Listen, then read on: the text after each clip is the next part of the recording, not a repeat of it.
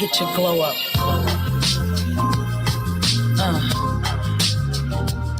Hello, everyone. One time. My name is Dee Sutton. I am here with the Quintessential Queens podcast on Intellectual Radio and iHeart Radio station. I am here with Rhea Ray Harris Yarborough, also known as Rhea Ray Harris. Also known as, yes. Rhea Ray Harris is the National Director of the Beyond Beautiful World pageant. She is a life member of Sigma Gamma Rho, yes, and the author of Girl Bye. 10 Lies Women Think and Tell Themselves About Men. Let's have a wonderful welcome for Miss Rhea Ray Harris. Thank you. It's so weird to be on this side of the mic, on this side of the interview, but I love it all the same. Thank you for standing in to interview me. Well, thank you for allowing me to interview you because you truly are a queen that we want to get to know. And you're going to tell us more about you. Tell us about Rhea Ray Harris. For those of you that don't know me, I was born and raised on the southeast side of Chicago, attended Dixon Elementary, Whitney Young Magnet High School, which you always have to say all that, and the University of Illinois Urbana-Champaign. I was a Cook County adult probation officer for almost 33 years before I retired last year. Hallelujah. I am now in my retirement from the county, still employed. I am a real estate agent in Illinois, Indiana, Punta Cana, and Ghana. As you stated, I am the national director of the Beyond Beautiful World pageant. We just had our third annual pageant, which Earl Winfrey, our super producer extraordinaire, is always one of our judges. Love him for that. All right, Earl. And we are in the planning stages for our fourth pageant, which will be November 1st and 2nd, 2024 at Giorgio's in Orland Park. That is wonderful. You are a busy, busy queen. You got a lot going on. Kudos for the Beyond Beautiful World pageant. Thank you. And I know you just crowned some of the winners rather, not too long ago. Yes, they were crowned at the beginning of November. So they have a 1-year reign. So they'll be reigning until November 2nd of next year. And let me tell you, those beautiful women were every kind of woman. Yes. Beautiful women. Everyone was represented. So again, my hat's off to you. My crown off to you, Queen. That's it. We're going to talk about this wonderful book of yours, Girl Bye, 10 Lies Women Think and Tell Themselves About Men. Now, this book was on either the Ebony or Essence top 10 list of books to read. It was for the 7 books this fall to read, basically to discuss self-love and to get a better understanding about how we as women need to treat ourselves. And it was on the Ebony list. And I was so excited because I had been asked about it a few months prior, and I just gave the information and I promptly moved on to doing something else. I was in the midst of pageant season. And then for it to come out was so exciting to me. I was so happy. So it shows that A, God has something big for me. Yes. And B, he has used me as a vessel to help uplift other women. Absolutely. Absolutely. So then let's talk about the inspiration for this book. Why did you write this book and who were you trying to reach with this book? I wrote the book because there were so many different relationship situations, or what do they call them? Entanglements. That I was seeing.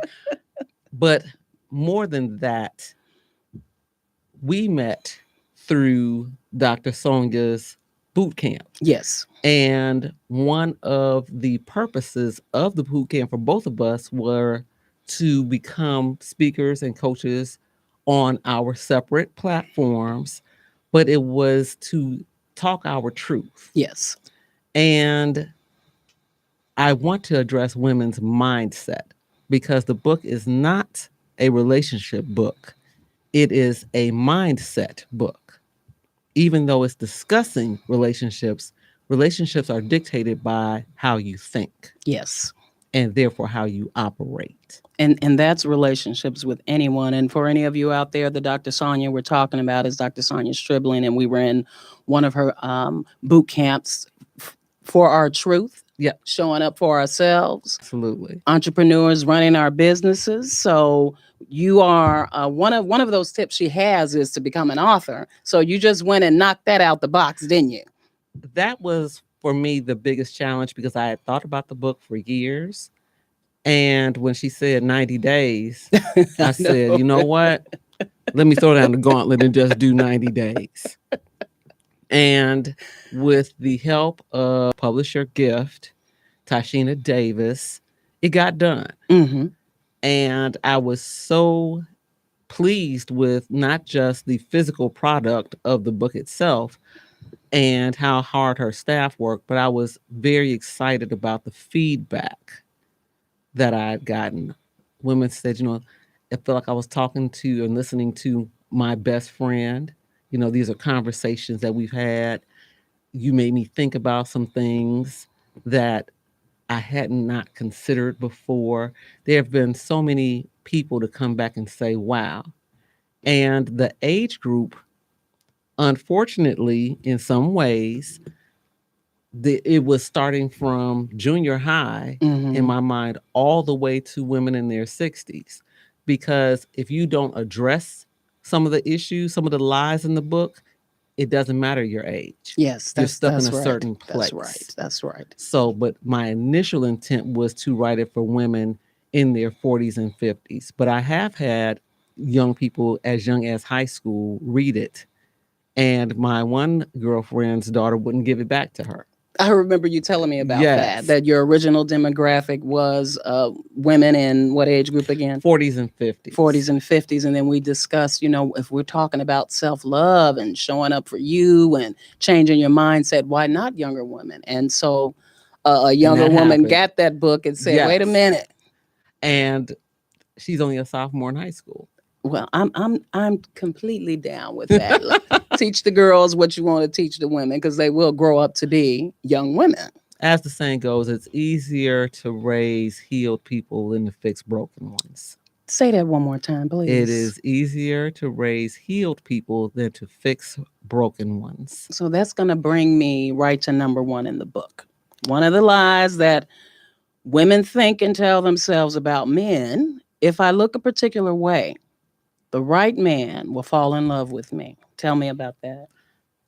I think that every person that I'm familiar with has something about themselves that if they could wave a magic wand, they would change. But deeper than that, the societal definition of beauty has impacted so many women because most don't really fall into those parameters. And so when you want to be in that type of relationship with a man, you want him to find you to be beautiful. But if you look around and see the quote unquote model for beauty and it isn't you, what do you do? That's how you get so many women with the BBLs, as they say, and not changing their eye color with the contacts for fashion purposes, but because Johnny only likes girls with hazel eyes. Dieting down to fit someone else's vision of beauty. And not only is that physically harmful in a lot of cases, it's emotionally harmful that you feel like you have to adjust yourself, not because you feel you need the adjustment, but to meet the standards of another person. And let's talk about some of those standards. There's societal standards of what they believe beauty is and what women should wrap their minds around as beauty. And like you said, a lot of times that did not include us, women of color I'm talking about. Even though that, this goes across the board for all women, it didn't include women of color. No. And we're still dealing with that as I've seen so many articles even now. I'm talking about in 20, almost 24, about proliferation of fade creams, not even in this country anymore, but in the Caribbean and in African countries. When you are still having the debate about quote unquote good hair, Mm-hmm. we hair is hair, but we're still in this mindset that there are certain traits that are quote unquote so much better than other traits. Yes, yes. And we judge people and we judge ourselves according to those views. So if you're a particular complexion, if your hair is a particular texture, all of these things, if your lips are thicker or thinner, nose is broad or slim, all of this comes into play about your self esteem. And once you have lessened your self esteem, predators, and I'm talking about predators, not every man, pick up on that Mm-hmm. and they use it against you. So we're talking about colorism then when you say if you're a certain complexion, if your hair's a certain texture, um, and we all know what that is because we've all had some experience at one time or another with it where it affected us negatively. So what can we do to combat that first? Because everything you're talking about is about showing up for yourself, loving yourself. What can we do to combat that if that was something we were taught, if that was something we were raised with, if it was something that it's hitting you from society or from, the family? What can we do to combat that? You have to get into the habit of looking in the mirror and telling yourself how beautiful you are. You have to get into the habit of understanding that there is no cookie cutter version of beauty because what one person finds attractive, another person finds despicable. So if you are going to champion someone, Hmm. why not champion yourself? Say that again. If you're going to champion someone, why not champion yourself?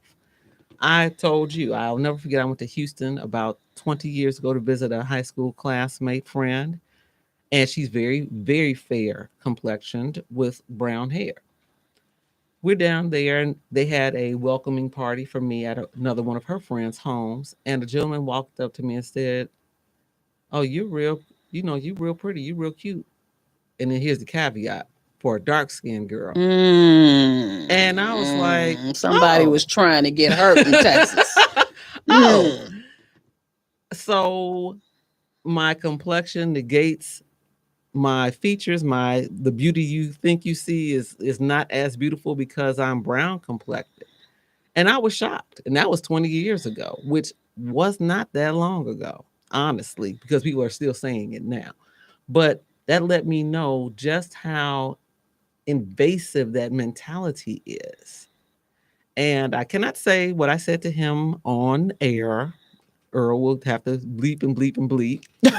But Get I your did, sensors right, ready, I Earl. did let him know just how inappropriate, disrespectful, and ignorant that was. And how he should be really concerned, and as I was, if he ever had a quote unquote pretty dark skinned daughter. Because how are you going to treat your child if that's how you view other women? And a lot of that starts with showing up for you and unlearning some of the things we learned growing up. Because we all know about our history, how a lot of our ancestors and great grands were, taught to pass. Don't marry that dark skinned person because your kid's going to be dark. Don't be out in the sun. Wear a hat. We want you to pass. And to me, broadly, pass for somebody other than you. So Absolutely. we're not, we don't want to teach that. So we're starting with No. showing up for ourselves, teaching our daughters, our sons, our uncles, our Everyone in our cousins, circle. everybody to show up for you. And this is not the way we want to do it.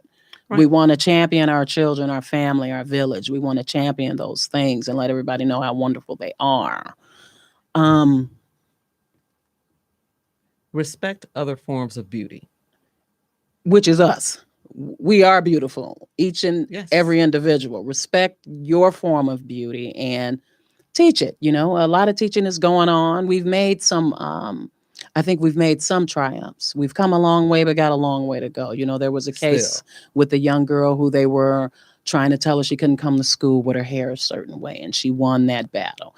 And I remember just as working, you couldn't wear braids, you Right. couldn't wear fros, you couldn't wear Locks. beautiful locks. No. Everybody wants your hair to be straight. If your hair is naturally curly, they didn't want you to do that. But all of that is changing in the workforce and in policy, which is what I'm very happy about, that that's changing in policy. So I think that's a wonderful thing to touch upon. I want to transition into one of the other numbers that we have. You and I were talking about some of these things, and one of them is we've been together for years. So when he is ready for marriage, I'll be his wife. The story still it still traumatizes me.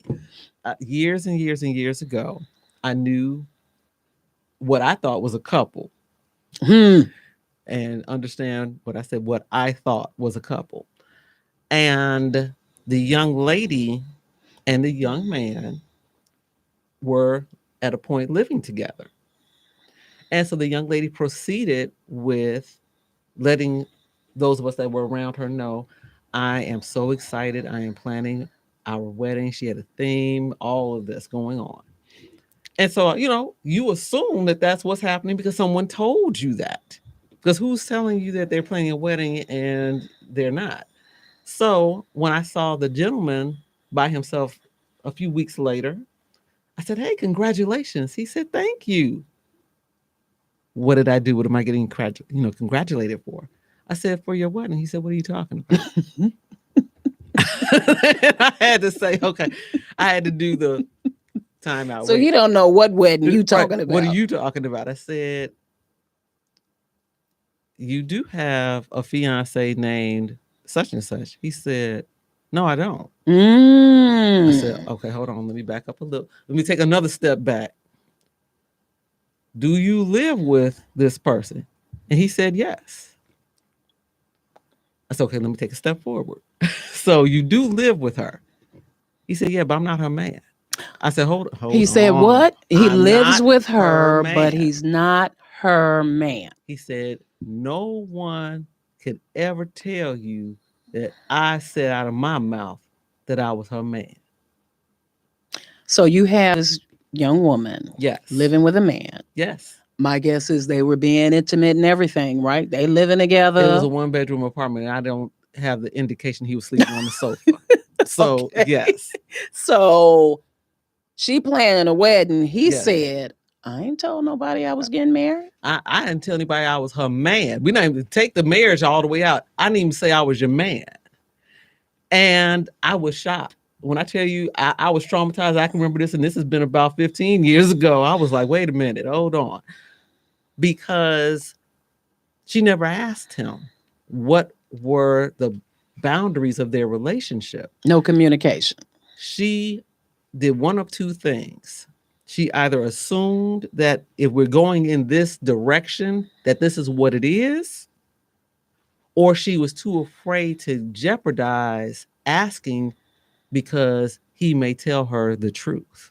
And that leads me to a point you were bringing me. I'm going to get on my soapbox right here, though, first. So, a lot of times we as women do that. We think we in this relationship and we think we're going to be together.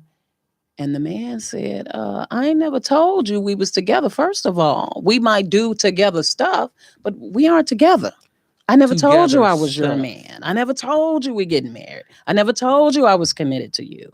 So how do we combat that? How do we stop that from happening? We already said about the communication, right? How do we stop assuming in our heads that this man is in love with me like I'm in love with him and we together and that's it?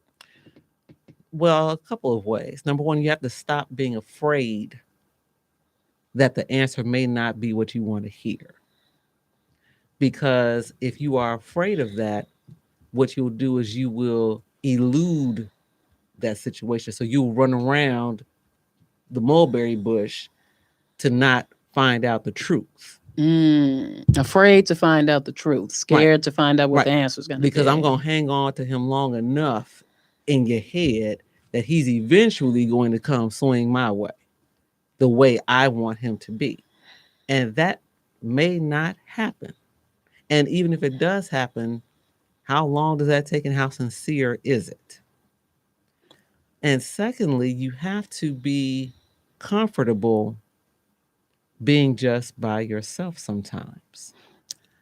I definitely agree with that. I know we were discussing being problematic. Like the woman might feel if I ask him any questions that, I'm going to be a problem and I might upset him and he'll look at me as a problem. So I don't want to be problematic. I'm not going to ask any questions. I'm going to be quiet about that. What's your take on that?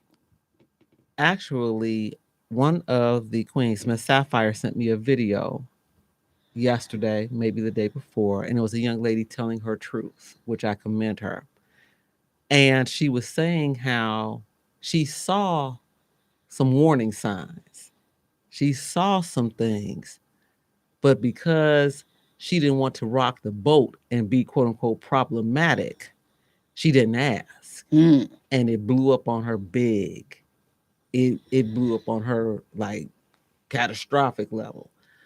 But the problem with that is if something in your spirit, your soul, your mind, whatever it is that you claim is telling you that doesn't sound right, that doesn't make sense to me, that doesn't add up, that's 2 plus 2 equals 7.698,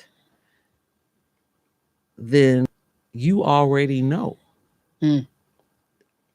deep down that something's wrong. And instead of addressing that wrong because you're afraid that means you'll be alone,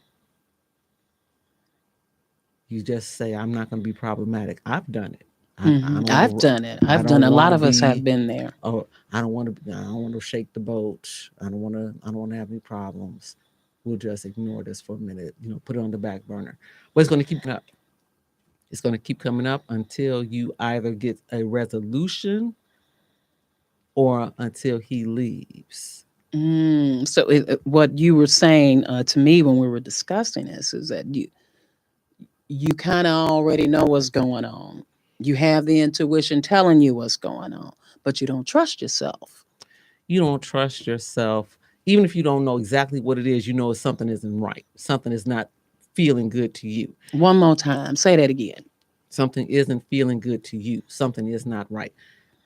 But you don't, again, want to be alone. Women have been programmed to feel like they are less than if they are not attached to a man. And Okay. hear me, men, there's nothing wrong with being in a relationship with you, but it has to be the right relationship versus I'm just with Mr. Right now. Or I've had girlfriends that had timelines written out, and I need to be married by here. I need to have a child by here. I need to be doing this by here. And the guy that was with them when they said it's time to get married, that's who got the full court press. But that may not have been the right guy. It was just the time you set. Yeah, we working on that old biological clock. You got a certain amount of time to find a man and have your kids. At least that's what we're For a taught. lot of us are taught. One of my other girlfriends, and I was so shocked because I had never heard this myself, but her great aunts told her it was better to be a divorcee than an old maid. And I was like, a what? And a what? But again, that is conditioning that at least you could prove somebody wanted you at one point versus no man wanted you enough to marry you. It's still the equation of To you have are not enough without a man. You're not even whole without a man. When we want to teach the reverse, you need to be whole first before you even deal with the man. Part of what you were saying about the The being quiet and problematic and not talking even though something is wrong leads me to number 9. If I love him enough, he will change. So if I'm quiet and I don't disturb anything, if I just hang around, if I hang around long enough, he'll change. No, No, no, he won't. that ain't gonna work. No, it does not work. That is, I don't think there's a hierarchy of the lies necessarily. The way that they're written, they were not in a specific order. The thing is, a man or anyone, if they want to change, if they see the benefit of changing, they will change for themselves. But they will not change for you, because anytime someone is making those type of adjustments just to make you be quiet, just to make you temporarily happy, it is a temporary change, because that's not truly who they are, because they don't believe that who they are and how they're operating is wrong. It's just you're getting on their nerves right now because you keep harping on it. If you're even willing to be problematic and say something about it. So you're loving someone and wanting them to be a certain way does not necessitate that that's really what's going to happen. You can't say, Rhea, I really want you to stop doing real estate. I just think that that's not the career for you, et cetera, et cetera. And you keep talking to me and keep talking to me and keep talking to me. But if I don't believe that, you can talk until tomorrow and I'm going to go out and sell some houses, because I don't buy into that philosophy. So, how many times have we as people, and particularly as women, have said, oh, he's a great guy if only X, Y, Z, A, B, C, and D? Well, if the laundry list is that long, he may be a great guy, but he's not the guy for you. And if you bring up all of that and he said, well, no, I'm cool with me. I'm cool with me. I'm cool with me. Kind of like what we say too. If the man wants you to change so much, but you're cool with who you are, then you all need to reevaluate what kind of relationship you want to have. It's okay to have a friend. And I'm not talking about a friend with benefits. I'm talking about just a casual, hey, how you doing? Because that means that that person on that level is not the right one for you. I like the importance of everything you're talking about with this particular one, because it really leads to you really can't control anybody's behavior but your own. And when people change for you and not for themselves, it is temporary. It won't be consistent. And then let's talk about the resentment they're going to have towards you. And I speak of that because I've been through something like that myself. The young man was telling me, I did this for you, and I changed this for you, and I changed that for you, but it wasn't consistent. But I read all that resentment. He was very resentful towards me because of the things that I felt like he should be doing. And even take it a step further, my son is 28. And there are some things that I may want him to do, but my son is 28. Mm-hmm. He's a grown man. And whatever I poured into him and whatever he accepted out of that and whatever he put to the side, he's a grown man. Yes. I gave birth to him and can't tell him who to be and how to operate. I can suggest, I can advise, but I can't force.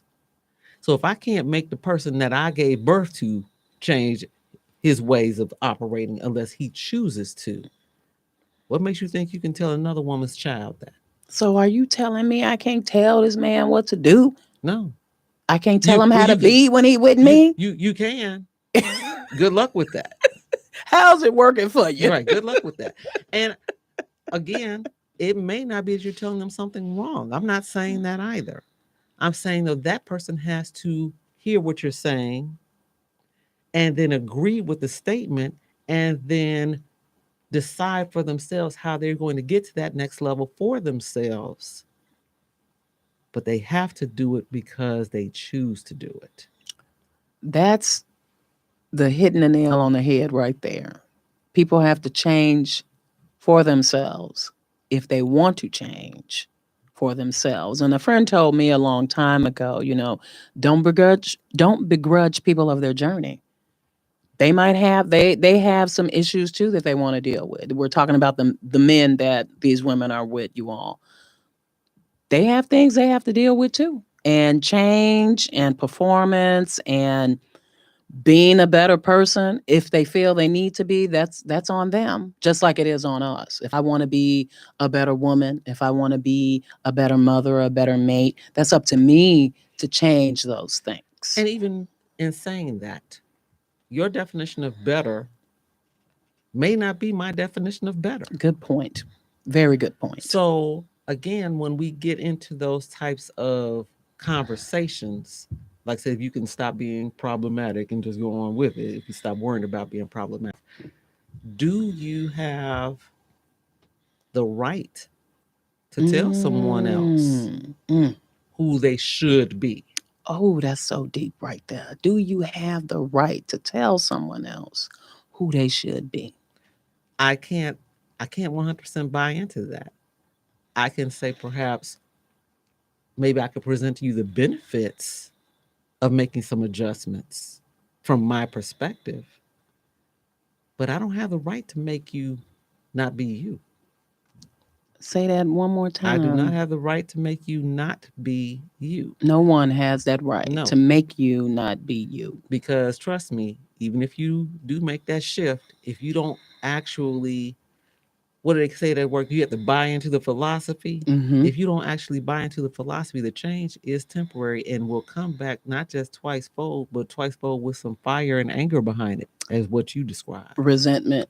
Resentment is Yes. part of that fire and anger. You were saying, again, like being problematic by talking or asking. And you did say that if you're with someone and you love this person, you should be able to ask them anything as long as you're being respectful. That was one of the things you did tell me. So in line number 8, you said he didn't mean it. So like you if you decide to take the leap to ask the question or to have the conversation, partner might do or say some things, and the lie that women think and tell themselves about men is he didn't mean it. Can you tell me about that? He didn't mean it. That is one of the more serious chapters. And I deal specifically in that chapter about adultery and about domestic violence. Domestic violence. So, no man, I don't care who he is, accidentally has an affair. You do not accidentally fall into someone's open spread, unsheathed legs. I say the same thing all the You time. Did you don't. trip and fall in the Right. bed with the woman? What happened? Right. You don't. There was something that preceded all of this, and you made a choice. Now, it's up to you as the woman in the situation with that man to decide how you want to proceed with him. But if you have, I had an associate years ago, and he made me come up with the phrase serial adulterer because he had a job where he traveled and he had a woman in every one of his main stops. Ooh, so he bigger than a cheater. He ain't just a He was cheater. a serial. He really got people in he, different oh area yeah, codes. oh yes, oh yeah. Sing the song. Yes, I got what in You different got area what different? He codes. got plenty of women all Yes, over the earth. That's what you're saying. and I was like, but you have a whole wife at home. Problem. And he said, yeah, and I love her. I said, okay, explain again. Had to take a couple steps back. Explain this to me. Because for him, he had separated the wife and his other lifestyle into two different realities. He was a family man when he was with her, and he was out here being himself when he wasn't. And she accepted that for a long time because she wanted to A, be married, stay married, and B, they had 4 children. And she wanted her children raised in a household with 2 parents. And so he knew what he was doing. It wasn't like Not it was lost to initially. her. Not initially, she didn't know. But after you get so many, phone calls and see so much, on the messaging and all this stuff, then you know. And yes, at a point he said he was going to stop. And that wasn't true. So she don't believe he didn't mean to No, cheat like that. well, she got tired because he told her something temporary to make her stop being problematic. And the insult to the injury was she got angry enough where she stepped out and had one relationship herself. Mm. The gentleman filed for divorce. And I said, wait, wait. I had to take a couple of steps back again and I had to ask why. He said, because I love her. I still love her. I'm going to always love her. But I can't handle that she did that to me. I said, but it was okay for you to do it for her. Can dish it out, but can't take it. Right. He said, I can't answer that, but I know I couldn't take it. But again, I'm not questioning what she did or why she did it. But I'm saying for her, she knew what she was in, and that was the choice she made to deal with it. That was the choice she made to deal with it. I want to circle back to The the domestic situation. domestic abuse and your experience in this, because you worked at the county. You tell me more Yes. about that. I was assigned to the Cook County Domestic Violence Courthouse for the last 22 years of my almost 33 years as a probation officer and saw a lot. More than I could even, it would take a whole lot of shows to say what I've seen. But in knowing that, I saw so many women that came in injured, that came in hurt, that came in damaged. I'm talking physically, you could see it. You're talking physical damage here. And most of them either just wanted to, get him away from me. They didn't want to go through any charges or anything, just keep him away from me. And then you had that other population that was like, he didn't mean it. Those are the ones that didn't call the police, either the child in the house or someone else that resided close by that heard the altercation called. I see. Okay. And in those cases, they would not even testify. And so many of them against the man, the state would have to pick up the case with the evidence that they had. And it was always he didn't mean it, or I said something to make him mad, or whatever justification you gave for that person to feel comfortable enough to abuse you. And it was not just tragic, it was traumatic to watch so many women. And let me say this disclaimer, not every victim of domestic violence is a woman, and not every victim of domestic violence is in a heterosexual relationship. But the overwhelming statistical majority are women in heterosexual relationships. But to give him the out to abuse you again is mortifying. I'll never forget many years ago, before I was at domestic violence court, we were watching, a coworker and I were outside, summer day, Chicago, watching on the west side where we were stationed, a couple and another gentleman at the end of our parking lot. One of our coworkers was walking towards them. We're just out there minding our business, talking about something else.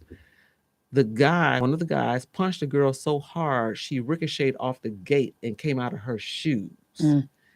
Our male coworker who was outside the gate runs to her aid.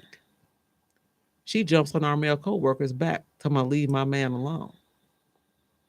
She goes to jail for assaulting an officer. Her boyfriend goes to jail for assaulting her.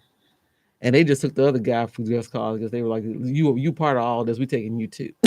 But it was something to see for the first time on that level, that she was so entrenched in her own mind that even though this man has hit you hard enough to have you ricochet out off a gate and come out of your shoes, that you defend him against someone else physically so that you go to jail. That's a mindset issue. A trauma issue.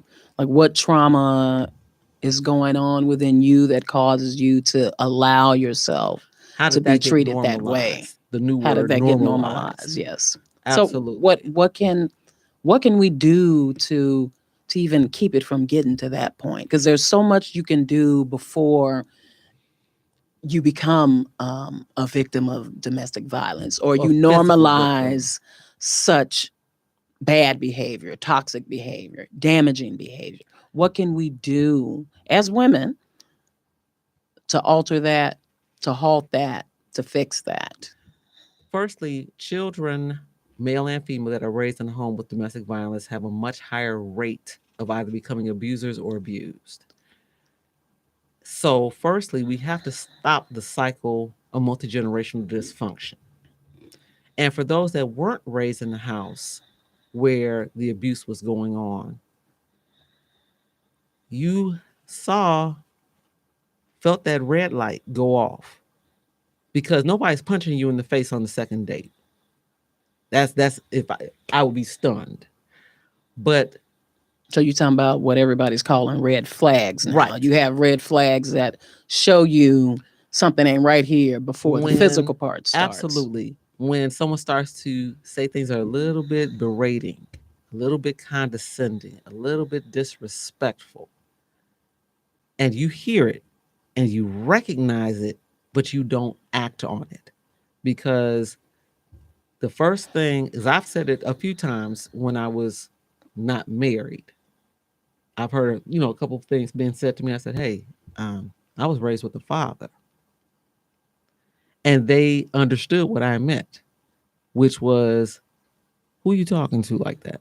My father told me I was beautiful. My father told me I was loved. Whether I believed it or not, he was in my household. He told me how and taught me how, showed me how a man treats a woman. You don't have the luxury to mistreat me. And the one time that I did not stand on that, I paid a heavy price for it.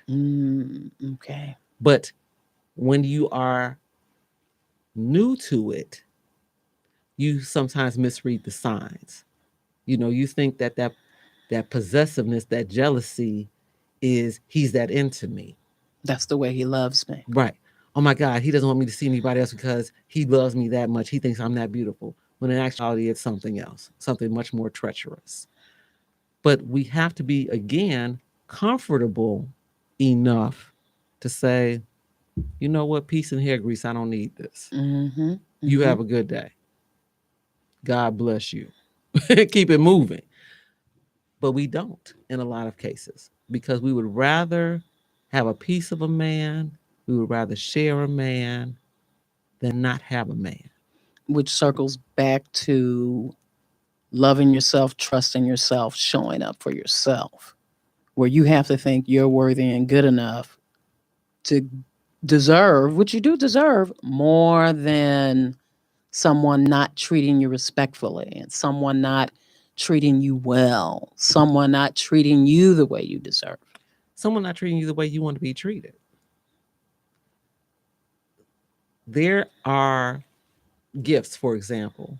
Let's say I know you like roses, I do like roses. and I know this, but I bring you daisies instead. You know, That's okay. That's all yeah, right. right, that's okay. But it's not okay because you really wanted roses, and it should be okay for you to express that.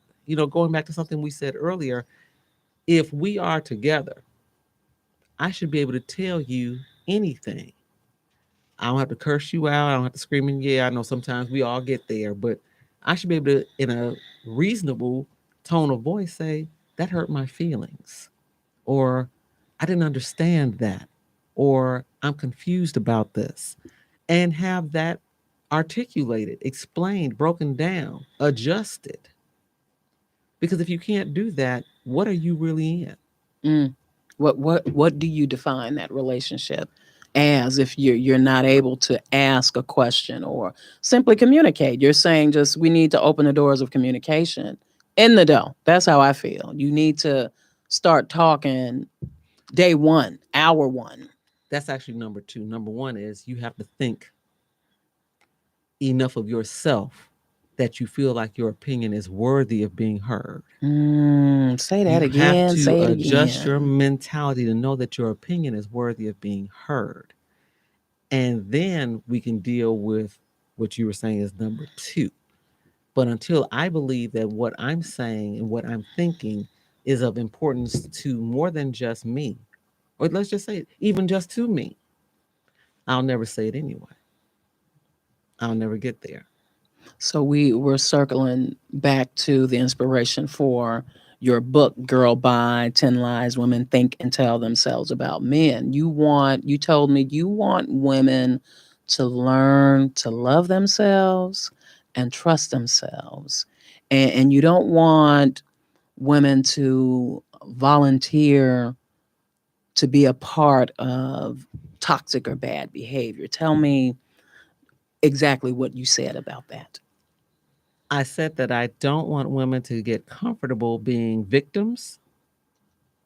I don't want women to think it's acceptable to be volunteers, but I want us to be victorious in our own lives. And by that, I mean there's power actually in victimization. So many people, but we're talking about women now, hold tight to that banner of I'm a victim. No, you're more than that. You're more than that.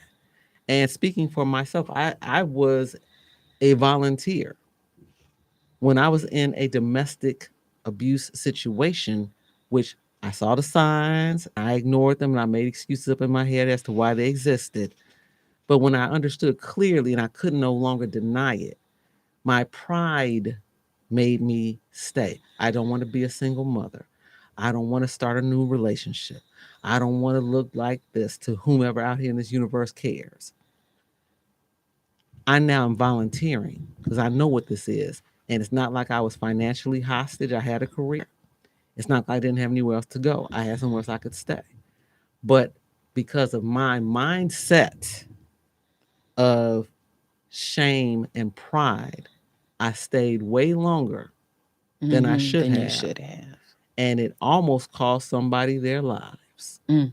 And in no way, shape, or form are you saying that it's the woman's fault if she's No, in an abusive relationship. no, That that she did something to be there. no. You're talking about allowing people to treat you a certain way, and the choices you make as a woman when it comes to being in your space and another person's space. Let me, Choices and allowance and accountability. beyond even that, let me say it this way. After having seen a lot of things happening and not really being pleased with where my own life was, I took a sabbatical from dating Mm. for 2 years.